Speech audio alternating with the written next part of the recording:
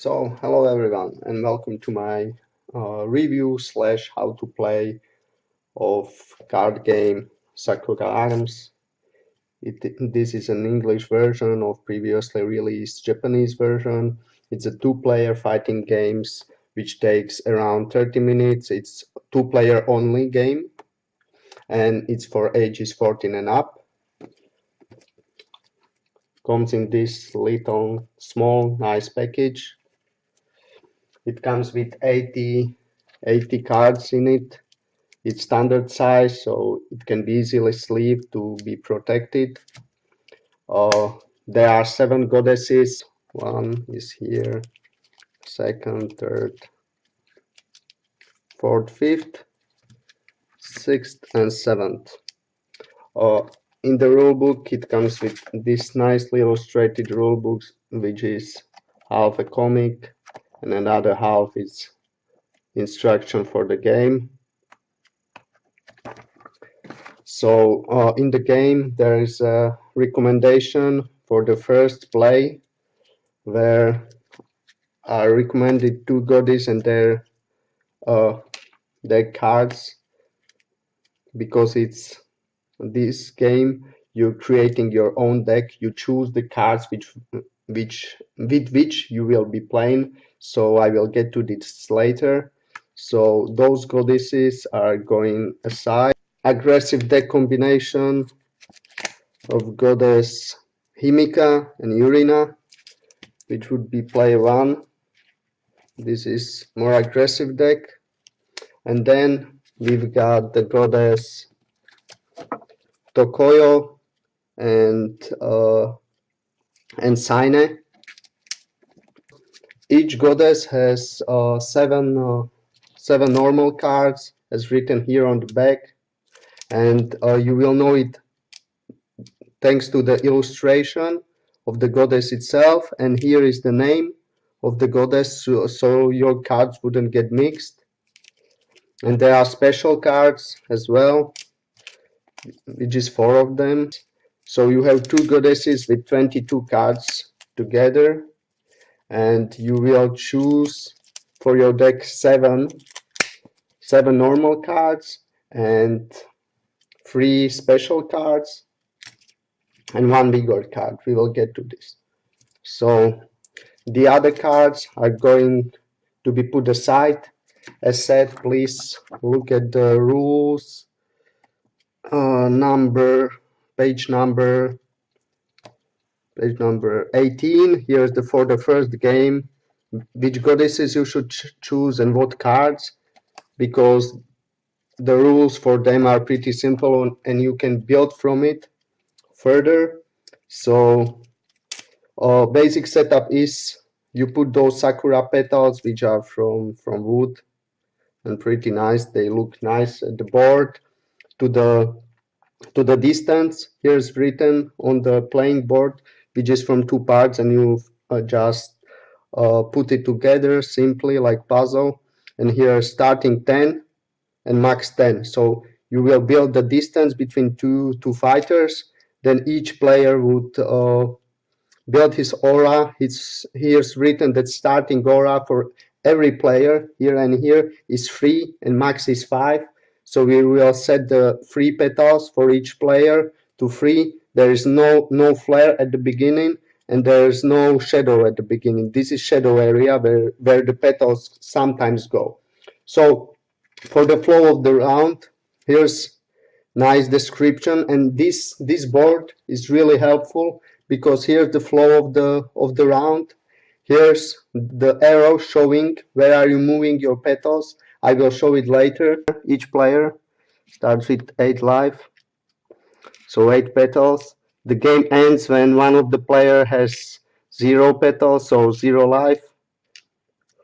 And there are some tricky things with those petals. I will get to that later.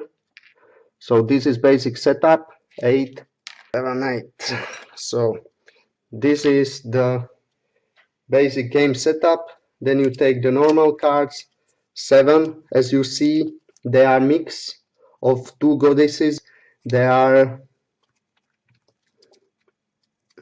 they are making your deck of cards, which are only 7, what makes it easier to understand, to rotate the cards, to memorize them for you and for your opponent. It's really good for the strategy because you can adjust it once you know the cards, which rotate it pretty fast. That what can you accept from your opponent, and you can adjust your strategy accordingly. Here on those goddesses are written the basic strategies. Like for them here, cards with resolve are more powerful if your life is 3 or less. So you know that this player would get more dangerous when the life decreases to 3 or less. And the same is for those two goddesses. They've got their special powers. They don't need to be on this board, but it's good, like the overview for the strategy. What would the other player will be aiming for, and you're trying to destroy his tactics. So you take those 7 normal cards, shuffle them, take 3 at the beginning of the first round. 1, 2, 3. 3 cards. This is your hand. Then you will put those 3 cards, 3 special cards here. And I don't have enough space. So here's written special cards. Those special cards have to be to trigger them, you have to have flare. I will get to that, how to get them. So for example, this one, here's an icon of flare. So you will need 3 flare to activate this special power. It has a distance 0 to 10, and here's what this card does. So here's the description. It's attack card with a reaction. So this card with attack reaction can be played only as a reaction to opponent's attack, and then you cancel the attack of your opponent, and even you are able to do the damage if the opponent is in the range of the reaction card, and then you deal the damage. Here are 2 numbers, 2, and here's this minus, what means that 0, but 2 means that you're removing two Sakuras from your aura, and then here would be a number. This means that your life is taken away, and the player which is attacked can decide if he would lose his aura, which is always good to have built. It's like defense, or his life. When he cannot lose, when he doesn't have enough aura that he should lose, he has to lose his life. But I will get to the attacking and defending later. So the round flow is gain 1 vigor. Vigor card is this. Each player has this vigor card at his hand.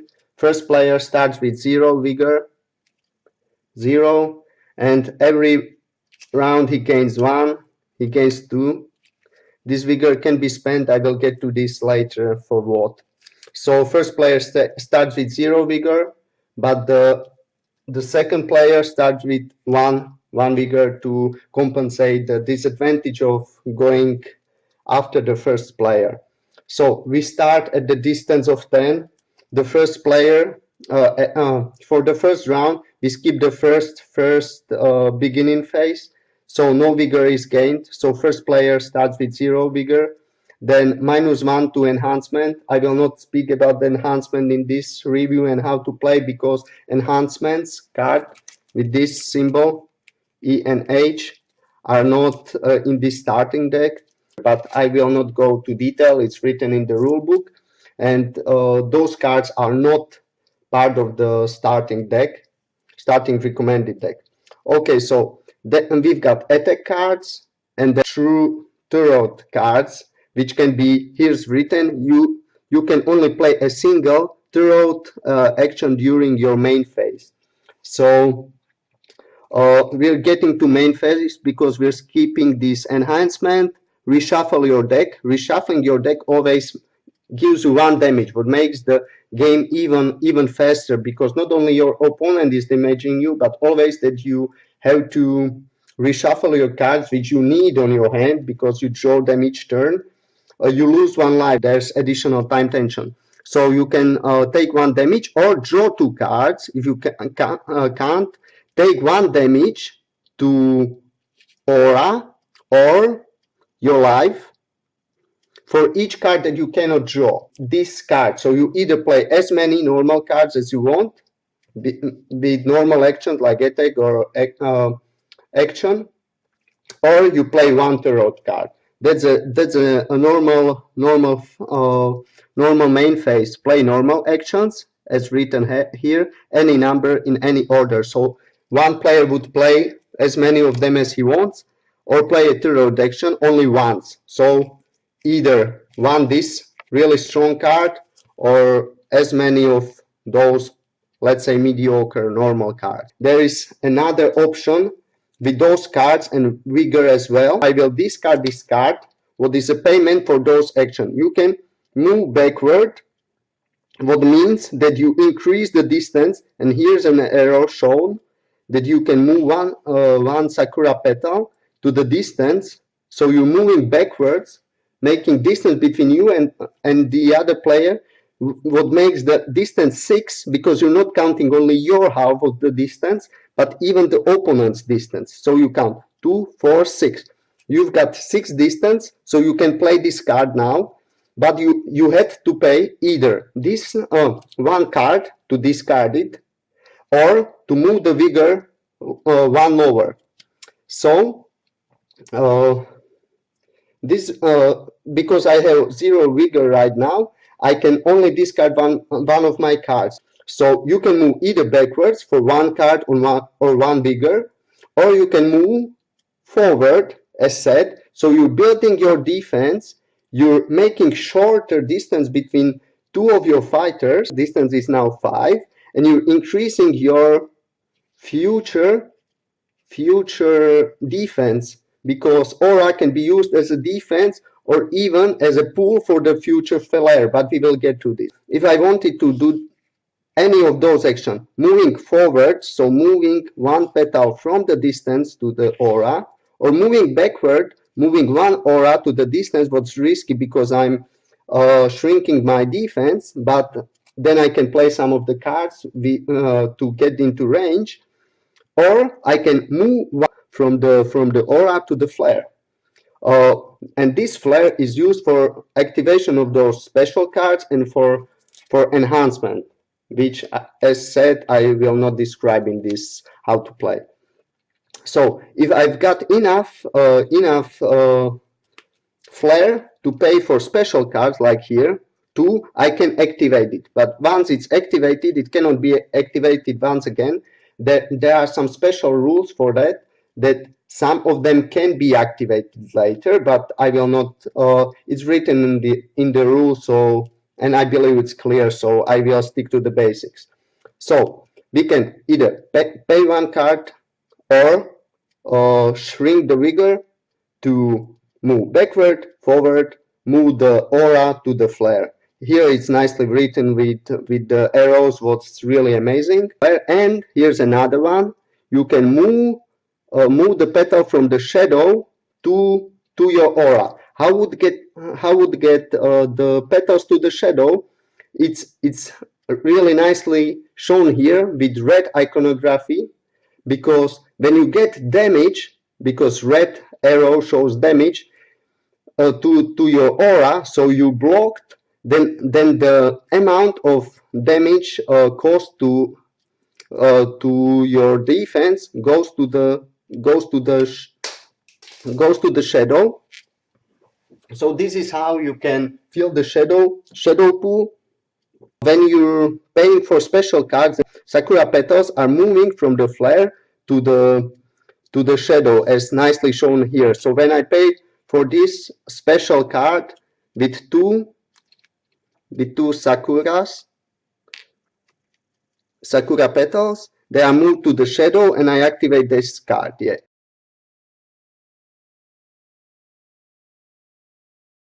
And regarding attacks, you will, when your attack gets through, so you're in the right distance and your opponent doesn't play a reaction card, which could be considered like block, then You will say show it to your opponent and ask him if he wants to lose three of his aura. So in this case, as red arrow showing, it's moving here to the shadow, or he wants to lose one life. Sometimes he considers to rather lose life to build his flare, and maybe his goddess is like this one, so he's more active and he has less life because of her special powers. So it's for him to decide. But in case that here he would be losing three aura, but he has only two, then he has to lose life. Hand size is 2. Put cards into your discard pile until you have 2 or less cards in hand. So this would happen if I would have 3 cards, I have to discard 1. This is my discard pile. And then goes the other player doing the same actions. And then I draw from my normal cards deck another 2 at the beginning and start with the beginning phase. Gain 1 vigor, -1 to enhancement, reshuffle deck, but still I'm having cards still, so I don't need to do that, but I can for 1 life every time. And then main phase and end phase. So that's the basic rules overview. There are some special words, but those are written here at the end of the rules. Here are the experienced player rules. I didn't get to this because it really flows nicely with those basic rules. Here are the fundamentals. Here are some exceptions, but this is written pretty clearly. Here's the increasing and decreasing range, force, unguarded. So you can look all those special rules.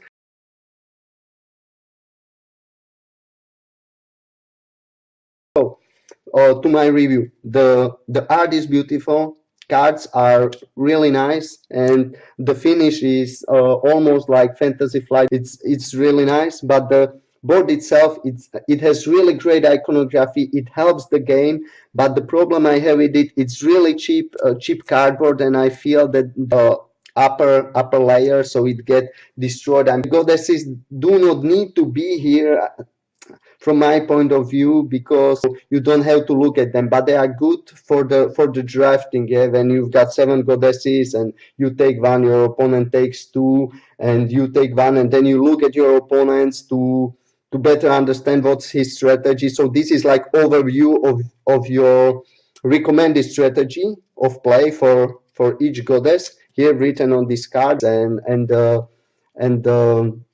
wooden petals and this iconography. It's nothing I ever saw before, and it really gives me this nice feeling. And afterwards I'm returning back and looking through the cards and thinking about different combination of making my deck. Which card should I include, which should I take out to make it more aggressive, to make it more balanced, to make it like ultimate fighting machine against my opponent. We didn't get like really angry at each other. Even if I lost, I felt like it was really nice game and I want to play again. It was so short that I didn't feel like I lost my time, and I invested so much, like 2 hours into it, and then I lost because of some stupid mistake. No, the length really fits. It's really short. It's thinky. It's strategic, and all those possibilities how to play, to build your flair, to build your defense, to put stuff into the shadow, to move it later with some cards to your mana pool, to your aura or something. It looks really nice. It feels really nice. There's a lot of space for imagination. It's not so. It doesn't have this emery trash feeling that I get from Battlecon, and sometimes I had so many cards and which should I put together. There are no confusing wording, because okay, flair, it's abstractive for me, but those icons, they match with the cards and the values, and here's the distance the same, like it's shown on the board itself. It's really nice. It's really clear. There are 2 complaints I have. One is this rule book. It could be a little bit clearer. Some wording on cards are a little bit on the edge of understanding. You have to read through more times because the sentences are a little bit not so clear. So, but the rule book, it's really thin, so it looks like that you will learn it really fast, and I have a lot of experience with other board games, so I thought that maybe in half an hour I would understand it, but no, it took me hours because it's not so clear. The half of it, it's even comic. Why couldn't they put some icons, examples, and stuff? Once I understood it, it was quick. One, it was clear. It plays really fluently, so I would recommend this game to everyone who likes different kind of games, because this game, even if I have a lot of games in my collection, really portable. The art looks really nice. I can explain it really quickly once I understand it, but the rule book, for me, rule book failed in explaining the stuff. It's nice. There are information, but sometimes I had to look for them. For example, the skipping beginning phase for the first round or first turn. I overlooked it at the beginning, and the first game didn't make so much sense to me. But then we found it, so it played really fast, really nice, and so nice graphics, nice gameplay, really good design, really original. I didn't see something like this before. uh, the package, compact package, really nice. Replay value with 7 goddesses, and you can mix them together in many different ways, and you can even choose different cards. So I'm planning to play only those starting decks for some time to get better understanding about the strategies and to get really into it, and then I will go to more advanced rules and more advanced goddesses. But really, what you get, it's really nice value. Another disadvantage that you should think about is that its price for the card game with only 80 cards, 30 euros. The game experience, it's really worth it if you're looking for something that's different, and when you're looking for a short to play a game that's exciting, that plays really well, that's simple, almost a filler, but still with a lot of depth and strategy, with a lot of replayability. And if you like anime style, then it's something for you. From me, it gets 8 out of 10. It will get a lot of plays because I really liked it. So thank you very much for watching, and I hope you will enjoy it as much as I do. And please let me know what you like and what you didn't in the comments below. So thanks again, and bye.